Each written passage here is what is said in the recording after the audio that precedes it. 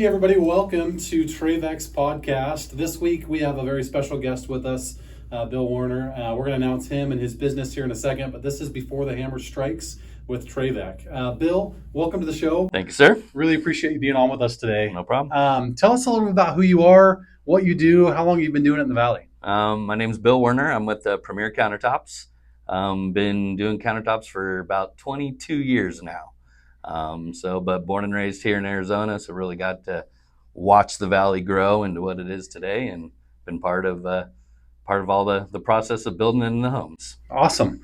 Again, the point of this, what we do is we want to make sure that whether people are a business owner that's hearing us and that's watching our podcast, or whether it's a homeowner, to make sure that they have all the information they might need before the hammer strikes. So if I'm a business owner, which you're a business owner, so you've got some insight to share there, understanding what you need to put in place as a business owner before you send your guys out to a home. Right. And then the flip side of that is, as a homeowner, what you need to know as a homeowner before you invite somebody to your home to start doing the work. And so really appreciate you being here. Yep, no problem. We've had some connection before, you and I. We play a little bit of golf. You've been to a couple of TraVek's charity golf events. Good times.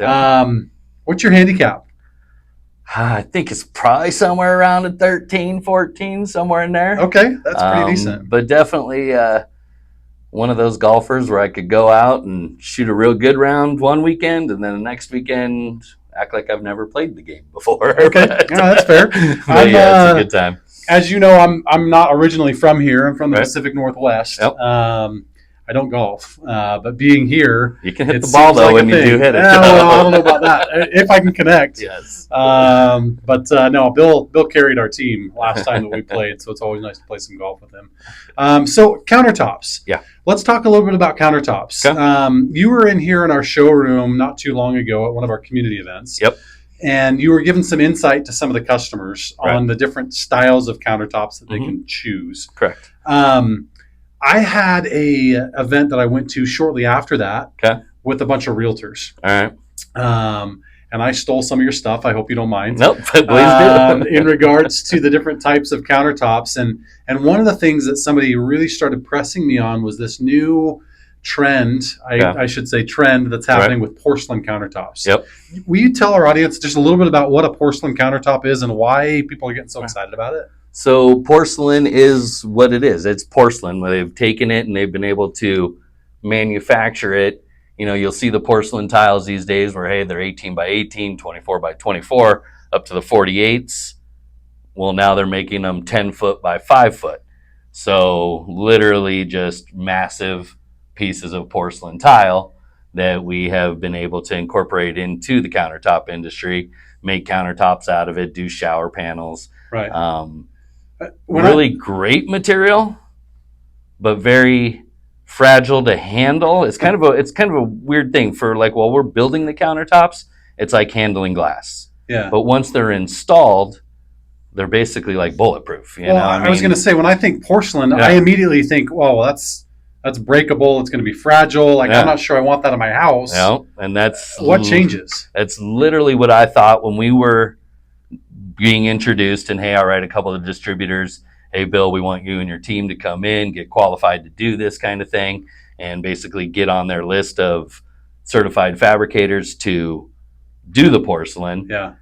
We all kind of went, okay, well, let's go give it a shot. Sure. And so we went through the training, got all that done, got some pieces delivered to us, and it's very strange because when we're handling this, it can wobble a little bit. I mean, we always have an extra set of hands on there. When we're cutting it, it's got to be at a snail pace speed with lots of water, so there's definitely tricks, releasing pressure. There's all these tricks to it. Yeah.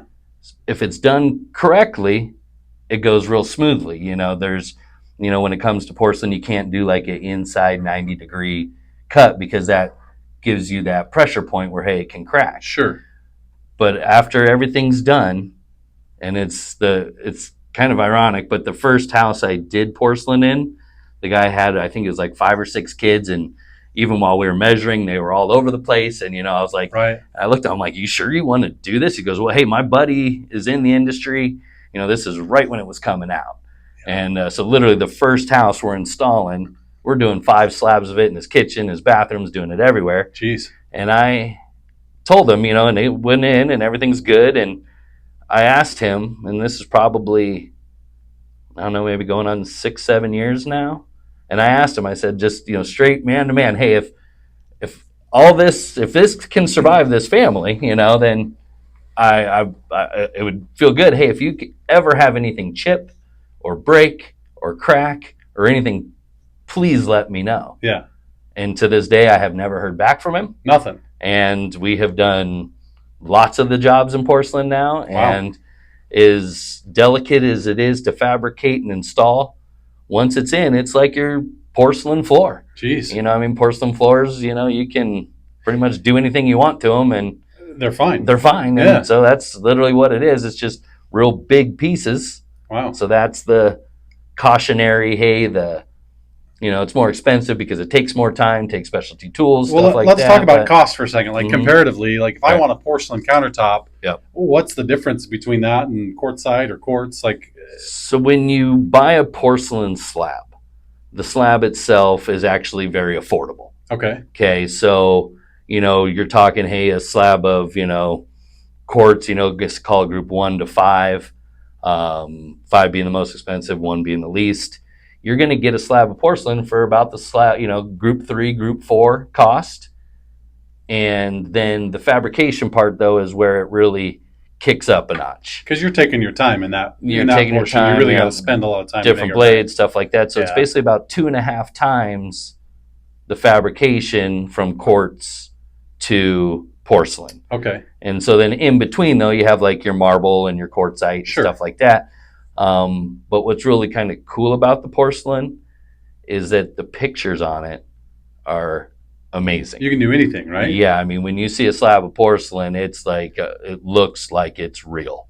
That's awesome. And so what they've done, the porcelain factories, they send someone out and to get the super high quality pictures of what they think the best. Okay, hey, if it's this marble is what we're replicating, right? They send someone out and they find what they consider the most beautiful piece of that marble, and they get the picture of it. So let's pause there for a second, because I want people to understand what you're talking about here. So when I think about doing my countertops, I think, okay, this is straight from the earth, right? I'm going to get this slab of stone or whatever it may be, and then somebody's going to craft it. But you're telling me on porcelain, it's a picture? How does that work? It's literally a picture. So they, just like on a porcelain tile, you're going to have your porcelain on the bottom, and then, hey, is it a wood-looking porcelain? Is it a marbly-looking porcelain tile? So they're basically taking this picture and putting it into the porcelain. And do you do that, or do you order that? We order it. It comes from the factory. So the factories are getting the looks down. And so when you see that picture of the porcelain, and it's also really shiny, which they can't do in quartz. Right. Quartz, maybe about an 8 on a 1 to 10 shine.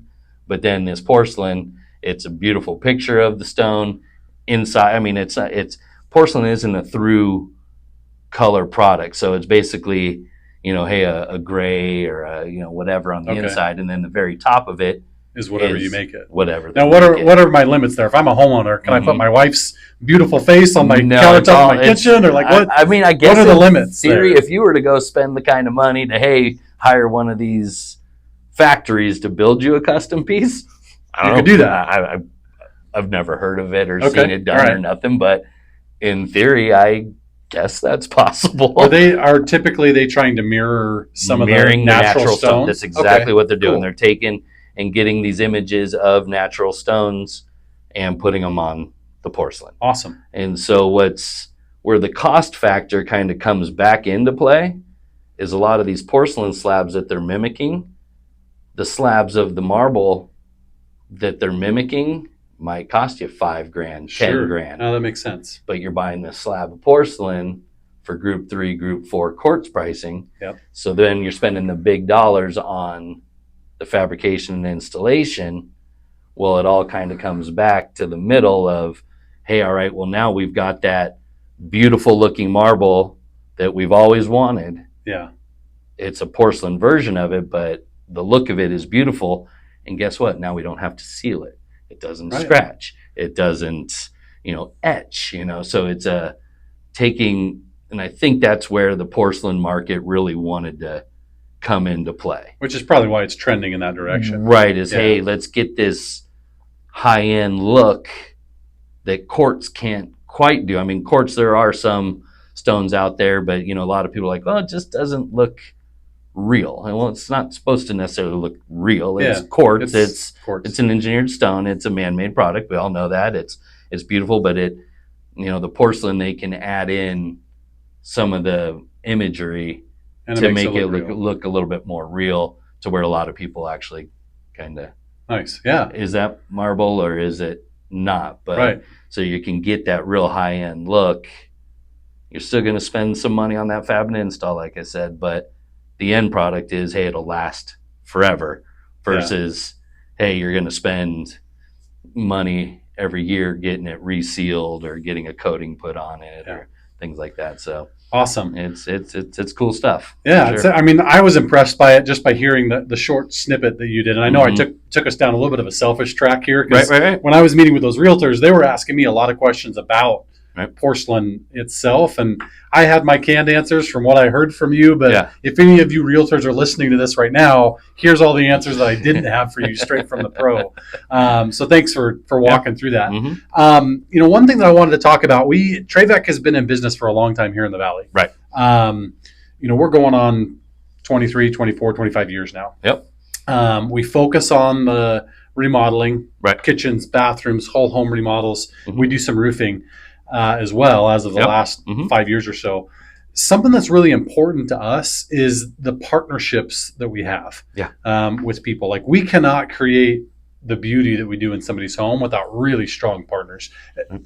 Talk to me just a little bit, because again, I've been with TraVek a little over a year now. Right. How long have you known TraVek or been involved with TraVek in some of the projects we've done? It's probably really close to 20 years. That's insane. Like, I kind of have the beginning part of my countertop career, like that, first 3 to 5 years. It's kind of, hey, I was getting into it and going from, both doing bartending and countertop sales to integrating into full-time countertops.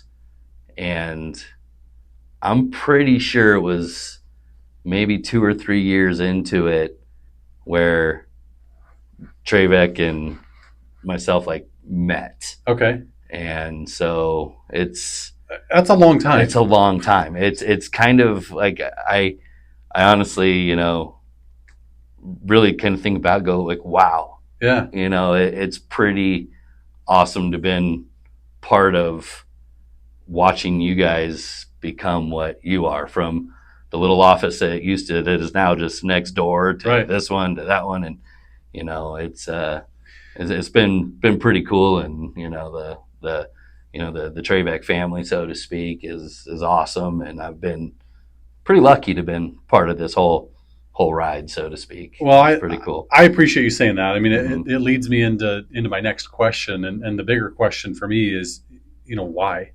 20 years is a long time to be doing business with another business. As business owners or business leaders, we make decisions based off of different factors, obviously. But now here you are 20 years later, sitting on a Before the Hammer Strikes podcast with TraVek. Obviously, there had to have been some things along that 20-year journey that kept you motivated to keep doing what you're doing with TraVek. What is it about our relationship that's created that partnership for such a long time? You can talk business and, hey, it's a lot of business, this and that, but it might sound kind of funny, but really the people that work here are pretty stinking awesome. Like, you're talking about those golf tournaments. Yeah. I wouldn't want to ever miss one. We wouldn't want you to miss one, because it helps my game. So. Right. And it's a lot of just the relationships, really. Yeah. From, the guys out in the field to office to ownership and everyone, there's, I have just, I guess over the years, hey, there's, it's funny, seeing everybody new come in, and then, hey, all of a sudden they're this position and then they're that position. Yeah. And, it's a it's a feel good. Do you feel like part of the TraVek family? I really do. I mean, in like I would imagine after 20 years, you kind of feel like you're part of the TraVek. Yeah, I mean, it's something that I'm very proud to be able to say that I do countertops for you guys, and especially for as long as it's been going on. Absolutely. Huge part of my life, really. Yeah. I mean, it's well, I value you a ton. In the short time that we've been able to experience each other and knowing your history with TraVek, like I can honestly say, like we have a lot of partners, both strategic partners and those that help us with work and do things. But when Bill says it's the people, it works both ways. Like that relationship, and like you are awesome. We really appreciate you being a part of what we do, because we couldn't do it without you. So when we start talking down this path of we think about business, we think about the homeowner. What would you say from your perspective when you go in and you meet with a homeowner, and they're doing countertops? Let's say it's outside of TraVek. Yep. Okay. And it's not a TraVek project, but for one reason they wanted countertops done. What do you find is the biggest hurdle or obstacle that you run into with homeowners that maybe they didn't know about before they started walking through that journey of, well, I want my countertops done? Like, what can we tell the audience that they should either look out for or be aware of? A lot of it is the mass variety of countertops these days. Yeah. I mean, different price points, but not necessarily just different price points, but hey, there's natural stones, there's the man-made stuff, there's the higher end quartzites and marbles. So there's so many options these days. Yeah. That a lot of times they'll think, hey, they want quartzite, but then I'll come in and I'll be like, oh, well, quartzite like Taj Mahal. Oh no, like the man-made. So okay, so there's that different kind. So I don't know if it's necessarily a hurdle for everybody, but hey, the understanding of what am I buying? Yeah. Okay, so that marble slab that I found that was, on sale, hey, is it a good deal? Is it not a good deal? Right. Because hey, all right, you found a marble slab that you think you're getting a great deal on. Well, let me go check it out. Let me inspect it. Let me make sure, why is it on sale? So, and do most people, do they go find their own stone and then they come to you, or how does that process work? That can be kind of like what we're talking about. A hurdle is when somebody does go out and maybe fall in love with something before they know the cost factor, or the type of stone it is. Yeah. So if they do go out shopping first, which, hey, everyone, hey, we're going to do some countertops. Let's go to some of these distributors and go take a look. Yeah. And, most of the time that goes real good. They kind of, hey, we've heard about quartz on TV, or they've said their friends have it, or, hey, they've had granite in the past and want to just switch it up to a new type of material.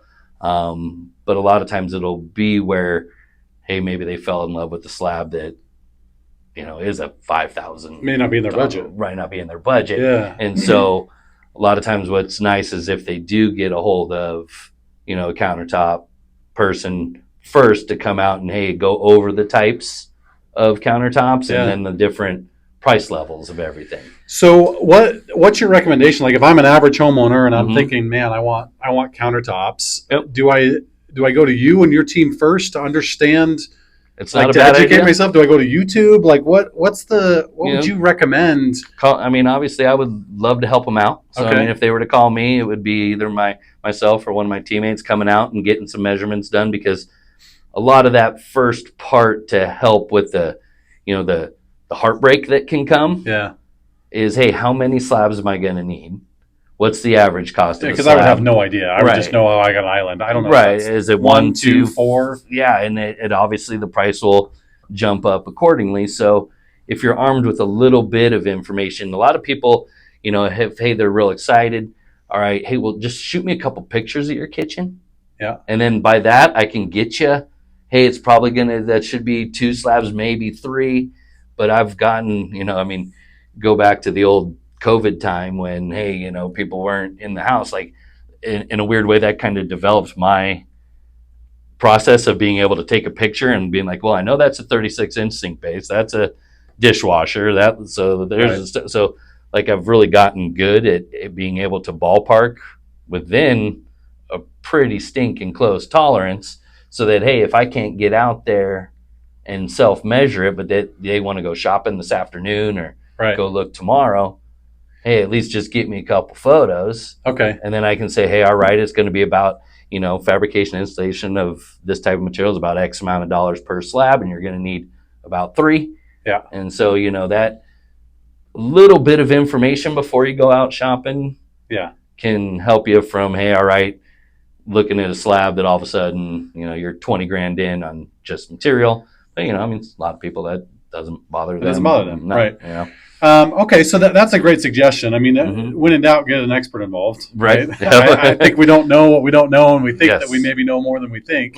And I guess that's consistent, just for those that are listening, I've had experiences with you where I haven't given you a whole lot of information, whether it's an apartment complex that we're doing, and I reach out to Bill and I say, hey, Bill, here's a couple of pictures. Here's kind of what we're looking at. And within a short period of time, you can turn it around pretty quick and let me know a ballpark where we're at. Yeah. So that's awesome. So when in doubt, make a phone call or reach out to somebody who actually knows what they're talking about. Exactly. It can basically just help you understand the basic cost, because it doesn't really, not many other hurdles. If you want new countertops, there could be a hurdle of, hey, your cabinets are falling apart. You might want to get some new cabinets maybe first. Some other factors there. Right. Yeah. But, the main one is, hey, if they want them, keeping it into that budget friendly zone. So a little bit of guidance. Hey, if you want to stick with that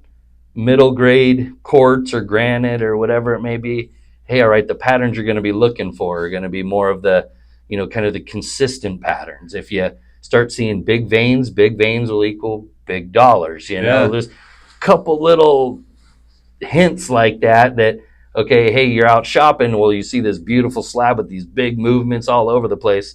Chances are it's going to increase the dollar amount. Big money. And you're okay having those budget conversations with people? You're not scared of that? 100%. Okay. Yeah. I mean, it's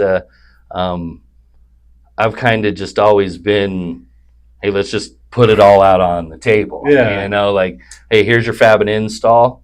And then, if you're going to look for, hey, the white with the small veins in it, hey, that's going to be about X amount of dollars, and you need 3 of those. Sure.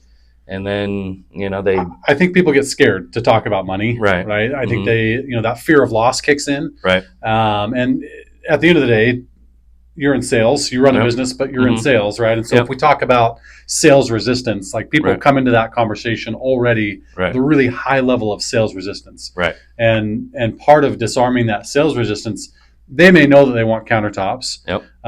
They may know they're going to spend money to get countertops, and they have a number in mind. And so I think you've got a really genuine and authentic way of disarming that homeowner and having a transparent conversation. Yeah. I just last week we had the former director of the ROC come in on our Before the Hammer Strikes podcast. And one of the things he was talking about when they run into issues with the ROC is it almost always comes down to a communication gap, and oftentimes around budget. Either the company wasn't willing to have a transparent conversation around what it is actually going to cost, or the homeowner wasn't comfortable enough to have a transparent conversation about really what their budget was. Right. And so both parties walk away with expectations that are totally different, and they're not aligned. So I love that you're willing to reach that conversation with people. And as awkward as it may be for some people to talk about money, I think it's important. Yeah.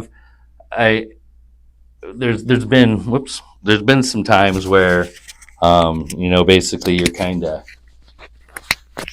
if you're not totally upfront, it can actually hurt your sale. Yeah, for sure. Go look, it should be around $5,000, and then no details about what it would be to get you in that $5,000. Yeah. Hey, no explanation of, hey, materials are group 1 to, they go to like group 8 or 9. It used to just be 1 to 5, but now they're kind of extending them out a little bit. A lot of the stuff staying in the same pricing, just, whatever. But, hey, for that $5,000, look for this kind of material.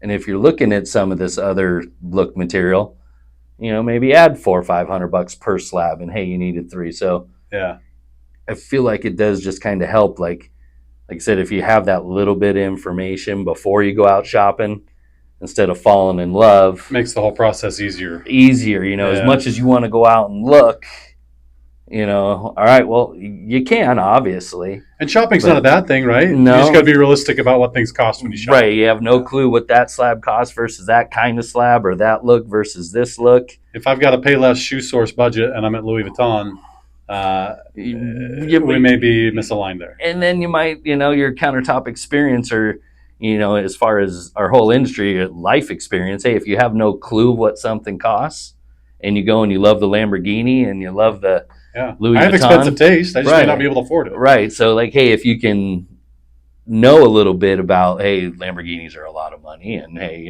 but you can get a beautiful Chevy, or you can get hey, maybe that it helps you feel good about what you're purchasing versus, oh man, I still just want that Lamborghini. Well, you want that Lamborghini, but you gotta save for it a lot. At some point, that's an option. Maybe that's where financing comes in. I don't know. Who knows? But okay, well, cool. We're getting to the end of our time here, but I just wanted to have a couple of follow-up questions on when somebody's looking to do countertops. Is there a right time or a wrong time? Like some events in a home are cyclical, right? If we're thinking about roofing, people want to get their roof done before monsoon season hits, right? It's going to rain. Makes sense. Countertops don't really have that type of a cycle, I'm assuming. Not really. But is there a better time to do it, or a wrong or a right time to do your countertops? I would say not really a better time or worse time. Should they do it separately or with like if I'm thinking about doing my whole kitchen, right? I'm assuming there's probably some strategy that goes into should I get my countertops done after I get my kitchen remodel? Should I do it with it? Should I do it before? Like what? A lot of that depends on the kitchen condition itself. Okay. There has been times when I've come in and, hey, we want new countertops, and as much as I want to sell that job, hey, these cabinets are done. Yeah. There's a lot of times where, hey, we go in and just replace countertops. Sure. And that can be done at any point in time. Hey, the cabinets, maybe they bought the house and it was remodeled 4 years ago. Just didn't like the countertops. So switch them out. Okay. But that's the only inhibitor, in my opinion, to, hey, should we do countertops or not? If those cabinets are not good. Now, if you have thoughts of, hey, we love our kitchen, but hey, all right, we would like to move this wall, or hey, maybe move the fridge here, or hey, do this, do that, then that's when I think, hey, you get a TraVek involved. You get a TraVek involved, and you get get your, new design done, your new cabinets in. Yeah. But if you don't want to change your layout and your cabinets are in good condition, change them out all day. It's never a bad time. Never a bad time. No, okay, cool. Well, gosh, this has been awesome, man. I really appreciate you coming on today and just sharing a lot of things that I don't know and we don't know. Yep. I think a lot of the homeowners just don't have the answers to that. So appreciate you being a resource and just sharing your wisdom. No problem. I can't say enough how grateful we are for this partnership. And again, I don't want to beat a dead horse, but 20 years worth of relationship and, here's to another 20 more. Let's do it. Of just really great work for the homeowners and treating the customers right. So thanks again for being on the show. Tell people where they can find you. Like, do you have a website? Do they call you? What's the best way to get a hold of Bill if somebody's looking at countertops? So, it's kind of embarrassing. I'm on a podcast and I'm not even sure what my web address is, but it's I think it's All Arizona Countertops, AA Countertops, I believe. But phone number. I tell you what, the best. We'll make it easy for everybody. I'll drop it into this video so you guys can see exactly where to find Bill. Worst case scenario, we know him. So call TraVek or go to TraVek.com and we can get you in touch with Bill if you're looking at countertops. And again, thank you so much for being here. No problem at all. Viewers, thank you so much for attending, listening to what we have to share. We do this every single week, and we try to get some great content out to you as homeowners and as business owners. So, again, learn what you need to know before the hammer strikes with TraVek every week. Attend one of our seminars. We have another one coming up next week. It's getting pretty close to full, but there's still some spots available. So we hope to see you there, and here's to seeing you on the next podcast. Thanks, guys. Thank you. Yeah. Appreciate it, brother. Yeah.